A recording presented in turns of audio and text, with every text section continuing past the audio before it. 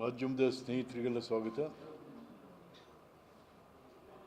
ಸ್ನೇಹಿತರೆ, ತಮ್ಮೊಟ್ಟಿಗೆ ನಿನ್ನೆ ರಾಜ್ಯ ಸರ್ಕಾರ ಮಂಡಿಸಿದಂಥ ಘೋಷಣೆ ಮಾಡಿದಂಥ ಬಜೆಟ್ ಆಯವ್ಯಯದ ಬಗ್ಗೆ ನಿಮ್ಮ ಜೊತೆ ಚರ್ಚೆ ಮಾಡೋದಕ್ಕೋಸ್ಕರ ಇವತ್ತು ತಮ್ಮನ್ನು ಆಹ್ವಾನ ಮಾಡಿದ್ದೀನಿ. ದಯಮಾಡಿ ಬೇಕಾದ್ರೆ ಇಂಟ್ರ್ಯಾಕ್ಟ್ ಮಾಡೋಣ. ಬರೀ ನಾನೊಬ್ಬನೇ ಮಾತಾಡೋದಿಲ್ಲ, ನೀವು ಮಾತಾಡಬೇಕು. ಬಿಕಾಸ್ ತಾವೆಲ್ಲ ಮೀಡಿಯಾ ಪರ್ಸನ್ಸ್ ಇದ್ದೀರಿ, ನಿನ್ನೆಯಿಂದನೂ ಎಲ್ಲ ಥರನೂ ಕೇಳ್ತಾ ಇದ್ದೀರಿ, ನೋಡ್ತಾ ಇದ್ದೀರಿ. ಸೊ ನೀವು ನಮ್ಮ ಜೊತೆ ಇಂಟ್ರ್ಯಾಕ್ಟ್ ಮಾಡಿದಾಗ ನಮಗೂ ಇನ್ನೂ ಹಲವಾರು ಇನ್ಫಾರ್ಮೇಷನ್ಸ್ಗಳು ಸಿಗುವಂಥ ಚಾನ್ಸಸ್ ಇದೆ. ಹಾಗಾಗಿ ನಾನು ವಿಚಾರ ಹೇಳಾದ್ಮೇಲೆ ನಾವು ಇಂಟ್ರ್ಯಾಕ್ಟ್ ಮಾಡಬೇಕಂತಲೂ ಕೂಡ ತಮ್ಮಲ್ಲಿ ವಿನಂತಿ ಮಾಡ್ತಾ ಇದ್ದೀನಿ. ನಿನ್ನೆ ಮುಖ್ಯಮಂತ್ರಿಗಳು ಮಂಡಿಸಿದಂಥದ್ರಲ್ಲಿ ಪುಸ್ತಕ ಇದು ದಪ್ಪ ಇದೆ. ಈ ಸರಿ ವರ್ಷಕ್ಕೂ ದಪ್ಪ ಆಗ್ತಾನೆ ಇದೆ. ಎಷ್ಟು ಪುಟಗಳಿದು? 178 ಪುಟಗಳು. 3 ಗಂಟೆ 15 ನಿಮಿಷ ಓದಿದ್ದಾರೆ. 178 ಪುಟಗಳು, 3 ಗಂಟೆ 15 ನಿಮಿಷ. ಅದು ಅಲ್ಲದೆ ರಾವು ಕಾಲ ಶುರು ಆಗಿಬಿಟ್ಟತ್ತು ಅಂಥೇಳಿ 3-4 ನಿಮಿಷ ಮುಂಚೆನೇ ಸ್ಟಾರ್ಟ್ ಮಾಡಿಬಿಟ್ರು. ಸಿದ್ದರಾಮಯ್ಯನವ್ರು ಹೇಳೋದೊಂದು ಮಾಡೋದೊಂದು, ರಾವು ಕಾಲ. ನಾನು ಅದೆಲ್ಲ ಇಟ್ಕೊಂಡಿಲ್ಲ ಹಾಗೆ ಹೀಗೆ ಅಂತಾರೆ. ಬಟ್ ನಿನ್ನೆ ನೀವು ಮಾಡಿದ್ದೇನು, ಹಾಗಾಗಿ ಅದೇನೇ ಇರಲಿ. ಬಟ್ ನಿನ್ನೆ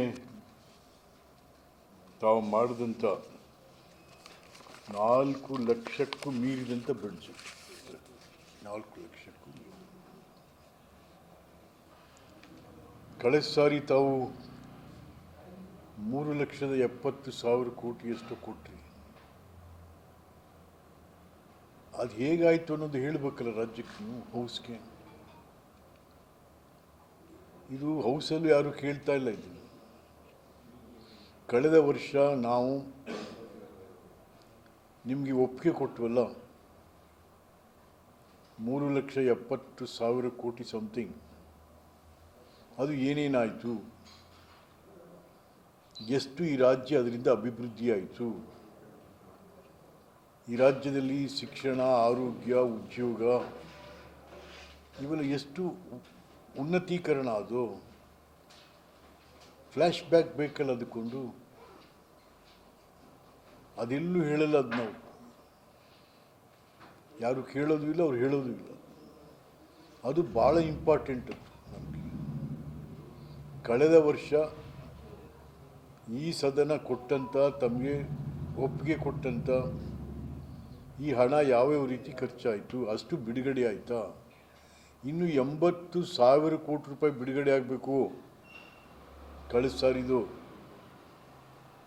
ಮೀಡಿಯಾದಲ್ಲೆಲ್ಲ ಬಂದಿದೆ. ಅದು ನಾನಷ್ಟೇ ಹೇಳ್ತಾ ಇಲ್ಲ. ಇನ್ನು 80,000 ಕೋಟಿಗೂ ಮೀರಿ ಹಣ 24-25 ಬಿಡುಗಡೆ ಆಗಿಲ್ಲ. ನೀವೀಗ ತಗೊಂಡಾಗ 4 ಲಕ್ಷಕ್ಕೂ ಮೀರಿ ಬಡ್ಜೆಟ್ ಹೇಳ್ತಾ ಇದ್ದೀರಾ. ಎಲ್ಲಿದೆ ದುಡ್ಡು ನಿಮ್ಮ ಹತ್ರ? ಒಂದು ಬಡ್ಜೆಟ್ ಅಂತಂದ್ರೆ ಏನದು? ಆಯ ವ್ಯಯ, ಹಣ ಎಷ್ಟು ಬಂತು, ಯಾವ್ಯಾವುದಕ್ಕೆ ಖರ್ಚು ಮಾಡಿದ್ವಿ, ಬಾಬ್ಗಳು. ಅಷ್ಟು ಬಿಟ್ಟರೆ ಏನು ಇಷ್ಟೊಂದು ದೊಡ್ಡ ಪುಸ್ತಕದಲ್ಲಿ ಗಂಟೆಗಟ್ಟಲೆ ಅದನ್ನು ಓದ್ಕೊಂಡು ಏನಿದೆ ಅದರಲ್ಲಿ? ಯಾರನ್ನು ಫೂಲ್ ಮಾಡೋಕ್ಕೆ ನೋಡ್ತಾ ಇದ್ರೆ ಸಿದ್ದರಾಮಯ್ಯ? ಯಾರನ್ನು ಫೂಲ್ ಮಾಡಲಿಕ್ಕೆ ನೋಡ್ತಾ ಇದ್ರೆ? 16 ಸಾರಿ ಬಡ್ಜೆಟ್ ಅಂದರೆ ನೀವು ಓದಿರೋದು ಅಷ್ಟೇ. 16 ಸಾರಿ ಬಡ್ಜೆಟ್ ಓದಿದ್ದೀರ, ಮಂಡನೆ ಮಾಡಿದ್ದೀರ ಅಷ್ಟೇ. ಹೊಸತನ ಏನಿದೆ ಅದರಲ್ಲಿ?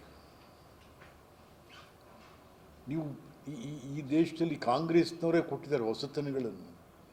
ಮನಮೋಹನ್ ಸಿಂಗ್ರವ್ರ ಕೈಗೆ ಹಣಕಾಸು ಬಂದ ಮೇಲೆ ಅವ್ರು ಪ್ರಧಾನಿ ಅದು ಯಾವತ್ತರ ಹೊಸತನ. ಸುಧಾರಣೆಗಾಗಿ ಬದಲಾವಣೆಗಳು. ಏನು ಬದಲಾವಣೆ ಆಯ್ತು ಇದರಲ್ಲಿ? ಯಾವ ಬದಲಾವಣೆಗಳು ಇಲ್ಲದೇನೆ ಸುಮ್ಮನೆ ಓದ್ತಾ ಹೋಗುವಂಥದ್ದು, ಕೇಳ್ತಾ ಹೋಗುವಂಥದ್ದು. ಸೊ ಹಾಗಾಗಿ ಇದೊಂದು ರೀತಿಯಲ್ಲಿ ಕಟ್ ಆ್ಯಂಡ್ ಪೇಸ್ಟ್ ಹಿಂದಿಂದೆ ಮತ್ತೆ ಹೇಳ್ತಾ ಹೋಗಿದ್ದೀರಾ.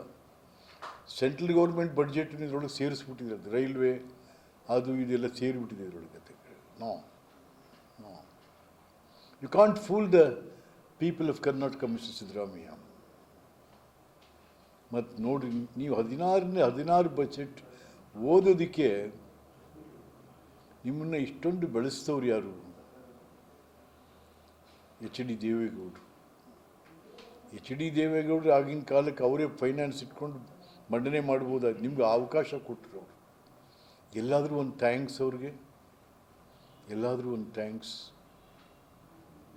ಎಲ್ಲರೂ ಮಧ್ಯ ಮಾತಾಡ್ತಾ, ಹೌದು ನಾನು 16 ಸಾರಿ ಬಡ್ಜೆಟ್ನ ಮಂಡನೆ ಮಾಡಬೇಕಾದ್ರೆ ನನಗೆ ಪ್ರಥಮವಾಗಿ ಫೈನಾನ್ಸ್ ಡಿಪಾರ್ಟ್ಮೆಂಟ್ನ ಕೊಟ್ಟು ನನಗೆ ಇಷ್ಟೆತ್ರ ಬೆಳೆಸಿದಂಥ ದೇವೇಗೌಡರಿಗೆ ಒಂದು ನಮಸ್ಕಾರ ಅಂತ ಎಲ್ಲಾದರೂ ಹೇಳಿದ್ದೀರಿ. ನಾವು ನೋಡ್ರಿ ದೇವರಾಜರಸನ್ನ ಪ್ರತಿ ಕ್ಷಣನೂ ನೆನೆಸ್ತಾ ಇರ್ತೀವಿ, ಪ್ರತಿ ಕ್ಷಣನೂ ನೆನೆಸ್ತಾ ಇರ್ತೀವಿ. ಹಾಗಾಗಿ ಕೃತಜ್ಞತೆಯೇ ಇಲ್ಲದ ಒಬ್ಬ ನಾಯಕ ಅಟ್ಲೀಸ್ಟ್, ಬಿಕಾಸ್ ನಾನು ಭಾಳ ದೇಶಗಳ ಬಡ್ಜೆಟ್ ಓದುವಂಥ ಸಂದರ್ಭದಲ್ಲಿ ಇದೆಲ್ಲ ನೋಡ್ತಾ ಇರ್ತೀವಿ ನಮ್ಮ ಗೂಗಲಲ್ಲೆಲ್ಲ.